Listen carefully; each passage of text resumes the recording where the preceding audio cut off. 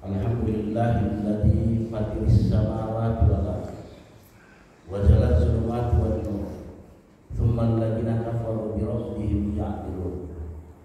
Asyhadu an la ilaha illallah wahdahu la syarika lahu wa asyhadu anna Muhammadan abduhu wa rasuluh. Allahumma shalli ala Muhammad wa ala alihi wa sahbihi wa man tabi'ahum bi ihsan ila yaumiddin. Qala Allah ta'ala ya ayyuhalladzina amanu taqullaha wa qulu qawlan sadida yuslih lakum a'malakum wa yaghfir lakum dhunubakum wa man yuti'illaha wa rasulahu faqad faza fawzan 'azima.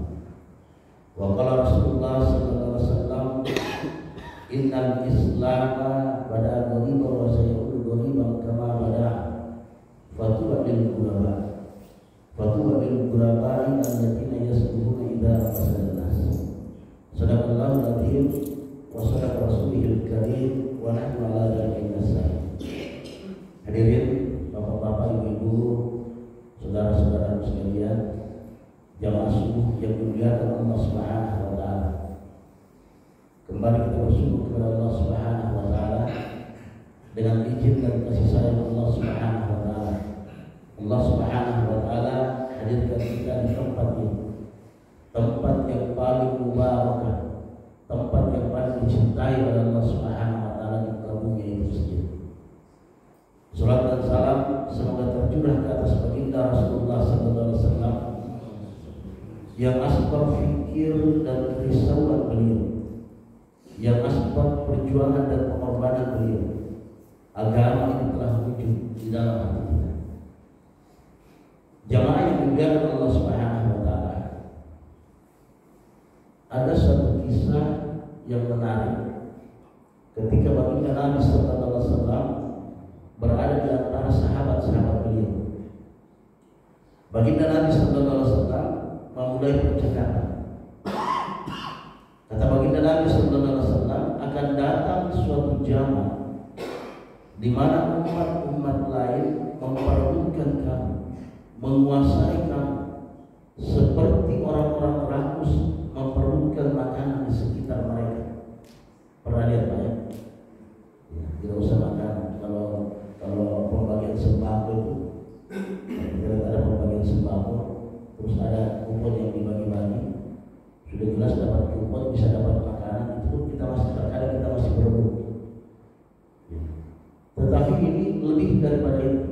Kata Nabi, akan datang suatu zaman di mana umat-umat lain memperebutkan kamu seperti orang-orang rakus memperebutkan makanan di sekitar mereka. Maka sahabat bertanya, ya Rasulullah, apakah saat itu jumlah kita kecil? Kata Nabi, tidak, jumlah besar, tetapi kualitasmu seperti busa. Busa itu diibaratkan seperti gelembung-gelembung air. Kalau kita ke pantai, pinggir pantai ada gelembung air, ya kelihatannya banyak gelembung itu. Ketika datang ombak, hilang lagi gelembung, hilang lagi. Muncul lagi, datang gelombang berikutnya, hilang lagi.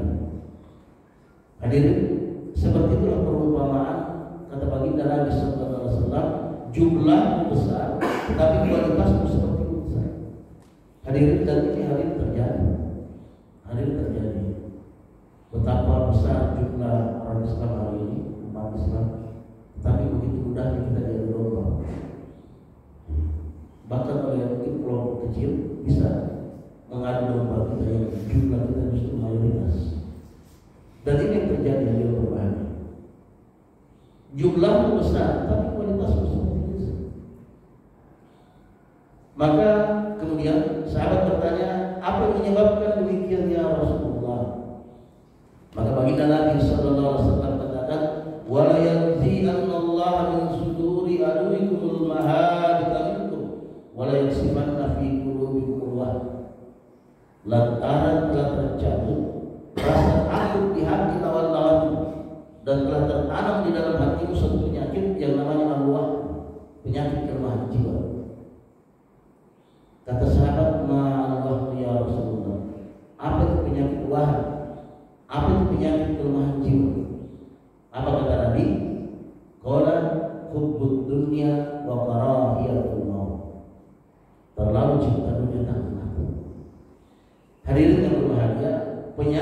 melanda kita umat hari ini, ya, penyakit dua ini. Apa? Yang pertama adalah terlalu cinta kepada dunia. Dunia itu sampai masuk ke dalam hati kita dan takut mati. Dan ini fitrah, dan ini lumrah. Siapapun dia, jangankan orang awam, bahkan mungkin orang yang dipanggil ustaz sekalipun, ya, tidak selamat dari perkara ini. Jadi kata Nabi, hubbud dunya wa karahiyatul maut, terlalu cinta dunia dan takut mati. Nanti bapak-bapak, ibu, ya, nanti perhatikan sendiri. Ketika Allah Subhanahu wa taala berikan kepada kita ujian berupa harta dan kemudahan, berupa materi, bisa kita bayangkan kita diberikan dunia, harta dan kemudahan, tiba-tiba yang muncul di dalam hati kita, kalau saya mati bagaimana? Anak saya masih kecil-kecil, anak saya belum kawin, banyak yang muncul. Kenapa? Itu karena kecintaan kita yang berlebihan terhadap dunia. Makanya wajar kalau kadang ulama-ulama kita katakan, silakan miliki dunia, tapi jangan masukkan ke dalam hati, cukup di kantong saja. Jamaah yang mulia kepada Allah Subhanahu wa taala, tetapi bukan berarti tidak ada solusi untuk menyatukan umat ini supaya umat ini menjadi kuat. Apa solusinya hadirin berbahagia? Baginda Nabi sallallahu alaihi wasallam di dalam berbagai riwayat itu berikan solusi kepada umat ini, bagaimana umat ini supaya kuat, umat ini supaya bersatu. 3 saja solusi yang baginda Nabi sallallahu alaihi wasallam berikan kepada kita. Yang pertama, jaga salat berjamaah. Yang kedua, silaturahmi. Yang ketiga, dakwah. Hanya 3 cara ini, tidak ada cara lain. Kalau ada yang mencoba-coba mencari cara-cara apapun untuk menyatukan umat ini, sebagaimana saya singgung tadi di depan bahwa umat ini banyak tetapi tidak ada kekuatan. Tetapi kekuatan itu bisa kita ambil kembali, kita bisa redam kembali kalau kita buat 3 perkara ini. Maka untuk menyatukan umat ini hari berbahagia, 3 solusi yang kita bisa buat. Apa itu? Dengan menjaga salat berjamaah, yang kedua silaturahmi, dan yang ketiga dakwah.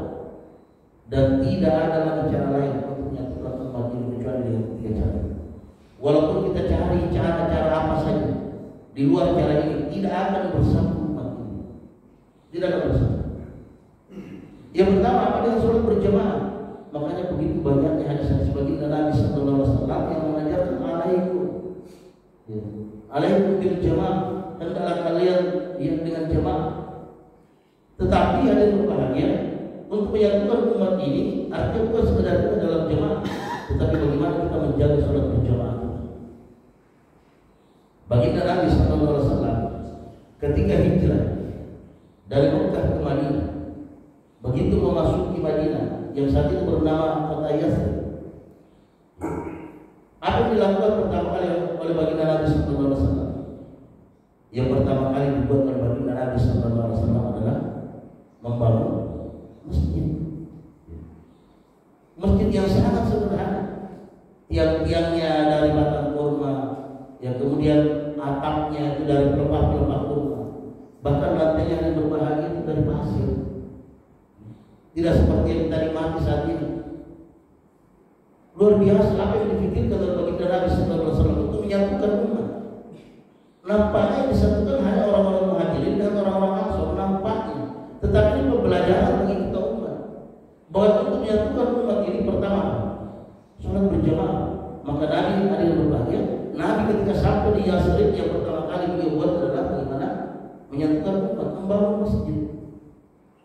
Nabi sallallahu alaihi wasallam untuk menyatukan umat ketika sampai di Yathrib tidak buat partai. Maaf kalau kita adalah partai. Saya tidak bukan saya partai, nanti saya jelaskan. Ya. Nabi tidak bentuk partai. Nabi tidak buat apa namanya paguyuban. Nabi tidak buat ormas. Apa yang Nabi buat pertama? Bangun masjid. Hari berbahagia, maka untuk menyatukan umat ini, yang pertama sekali adalah kita salat berjamaah. Silakan beda partai kita, silakan beda organisasi massa kita, silakan berbeda paguyuban kita, organisasi kita, silakan berbeda. Silakan berpartai hijau, partai putih, partai merah, silakan. Tetapi yang berbahagia, apa yang kita buat hari ini partai tidak akan bisa menyatukan umat. Ormas tidak akan bisa menyatukan umat. Paguyuban yang kita bentuk tidak bisa menyatukan umat. Ya. Saya jelaskan begini. Kita bikin partai. Partai itu namanya partai hijau atau partai kuning atau partai apapun namanya. Bahkan berlandaskan Islam. Sampai hari kiamat. Sampai hari kiamat. Partai ini tidak akan bisa berubah. Walaupun namanya partai Islam. Ormas, walaupun namanya ormas Islam, sampai hari kiamat tidak akan bisa berubah. Bahkan paguyuban yang di mana-mana hari ini mungkin berjalan, yang berjalan, tidak bisa menyatukan umat, tidak bisa menyatukan umat. Sampai hari kiamat. Tetapi yang berbahagia kalau kita sholat berjamaah, kalau kita sholat berjamaah, apapun partai kita, apapun ormas kita, apapun paguyuban kita, kalau kita di dalam masjid berjamaah, maka pasti kita bersama. Walaupun yang di depan ini partainya hijau, misalnya yang imam, kemudian yang di belakang ini ada partai kuning, partai putih, partai merah dan lain sebagainya. Kalau di depan katakan Allahu Akbar, semua di belakang Allahu Akbar. Ketika di depan merintahkan Sami'allahu liman hamidah, ketika bangun dari rukuk maka semua ikut Rabbana lakal hamd. Hadirin, bisa kita bayangkan betapa kuatnya ya persatuan yang dihasilkan dari amal sholat berjamaah. Walaupun kita tidak partai, walaupun kita tidak ormas, kalau kita sudah berada di dalam masjid, kita akan satu komando. Jangankan yang jumlahnya mungkin 100, bahkan jutaan orang di belakang itu semua pasti akan ikut. Kalau coba kita lihat kalau ada istimewa ya, jutaan orang yang hadir di depan imamnya hanya satu. Begitu kasih komando, semuanya di belakang pasti ikut. Berarti tidak ikut imam, batal sholat, pasti batal. Hadirin, makanya ketika di dalam imam katakan yang perintahkan kita, sholat dulu, sufufakum, baik atas sufufi min tamam sholat. Kita diperintahkan rapatkan, luruskan salat. Hadirin, nampaknya komando ini sederhana, tetapi komando ini sebenarnya adalah komando menyatukan umat. Komando menyatukan umat. Jemaah yang diberkati oleh Allah Subhanahu wa taala, maka solusi pertama untuk menyatukan umat ini apa? Sholat berjamaah. Beda kita punya organisasi, ya. Maaf, misalnya ada organisasi besar, saat ini ada PSIS, ada Muhammadiyah, ada NU. Beda organisasi kita, tapi kalau kita sudah di dalam masjid sholat berjamaah pasti satu gerakan. Pasti. Kira-kira kalau kita sholat berjamaah, kemudian imamnya perintahkan kita ruku, yang di belakang kita tidak ikut ruku misalnya, kita diperintahkan sujud, di belakang kita tidak ikut sujud, kira-kira bagaimana? Pasti batal sholat kita. Pasti batal sholat kita. Jamaah yang dimuliakan oleh Allah Subhanahu wa taala, maka solusi yang pertama untuk menyatukan umat adalah dengan sholat berjamaah. Dengan sholat berjamaah. Makanya hal yang paling ditakutkan hari ini orang kafir. Jadi kalau orang Islam ini datang semua sholat berjamaah, mereka ini yang paling mereka takutkan.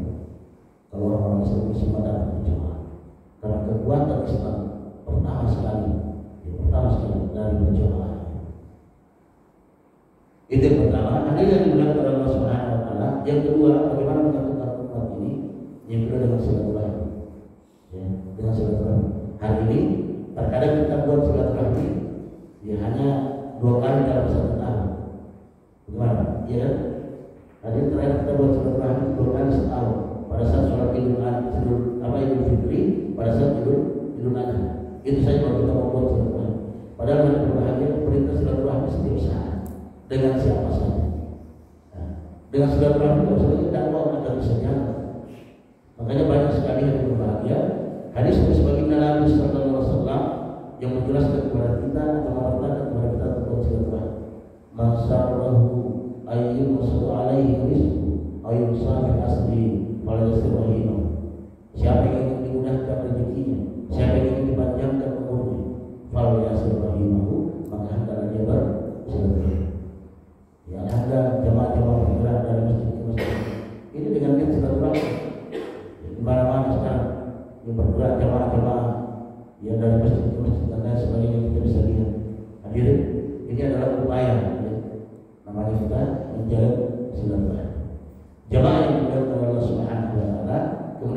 ketiga untuk menyatukan umat ini adalah dengan jalan dakwah. Dengan jalan dakwah. Sejarah telah mencatat Islam ini pernah berjaya di Andalusia, Spanyol. Islam pernah berjaya di Andalusia, Spanyol. Ketika di abad ke-9 Hijriah, Tariq bin Ziyad itu membawa Islam ke Eropa, ke Spanyol. Islam kemudian berkembang di sana. Islam berkembang luar biasa, perkembangan Islam begitu besar, bahkan berkuasa selama kurang lebih 7 abad. 7 abad Islam berkuasa di Andalusia. Tetapi ketika dakwah ditinggalkan, apa yang terjadi? Ketika dakwah ditinggalkan, jadi ketika dakwah dibuat, maka Islam berjaya saat itu. Bahkan dibuka di tanah asal, bahkan di Eropa, di Andalusia, Islam berjaya selama kurang lebih 7 abad.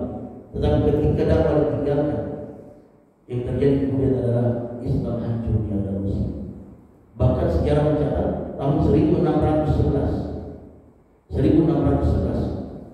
ya, Islam dibantu di Andalusia. Kalau kita baca sejarah ada namanya April Mop, 1 April itu pembantaian umat Islam luar biasa di Eropa, khususnya di Andalusia Spanyol. Tahun 1610 ya, 1610 orang-orang Islam itu dibantai di Spanyol. Kenapa ada berbahagia? Karena dakwah tidak dibuat. Betapa lemahnya kita ketika kita tidak buat dakwah. Lemah. Hari ini kita mungkin bangga dengan bacaan Al-Quran kita bangga dengan zikir-zikir kita yang banyak, kita bangga sesudah sholat. Tetapi tidak ada fikir dan sholat, tidak buat dakwah. Maka walaupun banyak jumlah kita, suatu saat akan habis atau berkurang. Kalau kita tidak buat dakwah hari ini, maka suatu saat dengan jumlah kita yang besar, mungkin kita sekarang masih 3, 4, 5 saat. Dan kalau dakwah tidak dibuat, yang tua-tua yang sudah 70, 80 meninggal, yang tahun berikutnya yang umur 60 meninggal, tahun yang umur 50 meninggal, tinggal anak-anak kecil, dakwah tidak dibuat, maka pasti akan berkurang. Dan pasti akan berkurang. Ini kalau tidak ada fikir dan tidak ada keinginan untuk buat dakwah, maka sebesar berapapun jamaah pasti akan berkurang. Pasti akan berkurang. Maka berbahagia dengan tugas dan tanggung jawab kita sama-sama. Bagaimana kita jalankan ini tugas dan tanggung jawab agama yang dakwah, saling ajak mengajar, saling nasihat menasihat. Jamaah yang diundang oleh Allah Subhanahu wa taala. Bahkan Maulana Yusuf katakan, kalau kita buat dakwah, kalau kita buat dakwah dengan sungguh-sungguh, kalau kita buat dakwah dengan sungguh-sungguh, ajak mengajar kepada kebaikan, maka Allah Subhanahu wa taala akan letakkan kita sebagaimana makomnya kedudukan sahabat radhiyallahu anhum. Kalau kita buat dengan sungguh-sungguh, Allah Subhanahu wa taala akan letakkan kita sebagaimana makomnya para sahabat radhiyallahu anhum. Apa makomnya mereka? Bagaimana kedudukan sahabat radhiyallahu anhum wa radhiyallahu. Allah ridho kepada mereka, mereka ridho kepada Allah Subhanahu wa taala. Allah siapkan bagi mereka surga yang di bawahnya mengalir sungai-sungai. Hadirin, ini kalau kita berdoa dengan sungguh-sungguh, maka ya, Allah Subhanahu wa taala akan letakkan kita sebagaimana kedudukan sahabat radhiyallahu anhum. Makanya Maulana Yusuf katakan, ya, ini kerja dakwah ini yika kabiliyat kakamlihi, yika kubuliat kakamlihi, islam se hame mesna karena pareda, or ismen kanse hame usma berbonceng. Ini kerja Pak, kerja dakwah ini bukan kerja kebolehan. Jadi kerja dakwah yang kita buat hari ini Pak, ini bukan kerja kebolehan. Waktu dulu saya akan dakwah kalau saya sudah punya gelar sarjana agama, atau saya jadi magister agama dulu baru saya dakwah. Tidak. Hadirin, kalau kita tunggu kapan lagi di dakwah kita buat? Maka dakwah yang berbahagia kita buat ini, ya. Siapapun yang di dalam hatinya ada kalimat la ilaha illallah, dia bertanggung jawab atas dakwah. Makanya kata Maulana Yusuf, ini kerja dakwah bukan kerja kebolehan. Kerja dakwah ini kerja pilihan, kemuliaan. Kerja kemuliaan pilihan. Dan siapa yang sungguh-sungguh di dalamnya, kata beliau, maka Allah Subhanahu wa taala akan letakkan dia sebagaimana makomnya sahabat. Dia akan diletakkan sebagaimana makomnya sahabat. Ini kalau kita buat dengan sungguh-sungguh. Jamaah yang berada kepada Allah Subhanahu wa taala, berapa hari di sini kita?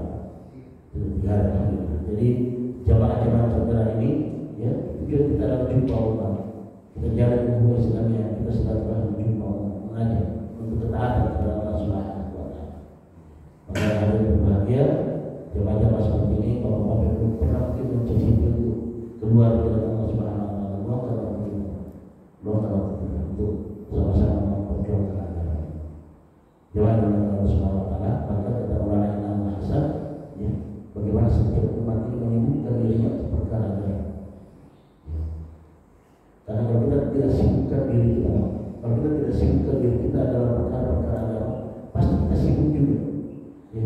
Kita pasti sibuk pegang kantor kita sibuk pegang sapi kita sibuk pegang kambing kita macam-macam, pasti kita sibuk juga. Kalau kita tidak sibukkan diri kita untuk perkara agama, kita akan sibuk juga. Dan kiriya dengan karo, warna haramnya dan punya kiriya. Sibukkan diri untuk perkara agama. Jika tidak, engkau pun akan sibuk bukan dalam perkara agama, engkau akan sibukkan dalam perkara dunia. Kalau kita hari ini tidak sibukkan diri kita dalam perkara agama, pasti kita sibuk juga. Pasti kita akan pegang dunia kita juga. Wakil kau di melegau, warna dunia melegau. Gunakan waktu untuk perkara agama. Jika tidak, waktu pun habis bukan dalam perkara agama. Mal kau di melegau, warna dunia melegau. Gunakan hartamu untuk perkara agama. Jika tidak, hartamu pun habis bukan dalam perkara agama. Bahkan dalam berbahagia kata orang yang merasa, matilah kamu dalam perkara agama. Jika tidak, aku pun akan mati bukan dalam perkara agama. Din kiliyai marjau, warna dunia marugi. Matilah kamu dalam perkara agama. Jika tidak, aku pun mati bukan dalam perkara agama. Yang kita khawatirkan juga, ya kita mati bukan dalam perkara agama. Kita khawatirkan. Maka dengan bahagia, mari kita ambil tanggung jawab sama-sama atas perkara ini. Bagaimana setiap diri kita yang menjadi penanggung dalam agama, yang berjuang untuk agama. Bersedia insyaallah. Semoga Allah Subhanahu wa Ta'ala berikan kepada kita kekuatan untuk bagaimana kita saling nasihat-nasihat yang mengajak benar dengan ajaran Allah Subhanahu wa Ta'ala, kepada kesalahan kehilafan itu karena kerendahan atau kedangkalan ilmu saya. Kepada Allah Subhanahu wa Ta'ala saya istighfar, kepada bapak-bapak ibu sekalian saya mohon maaf yang sebesar-besarnya. Subhanallah wa bihamdika, subhanallah.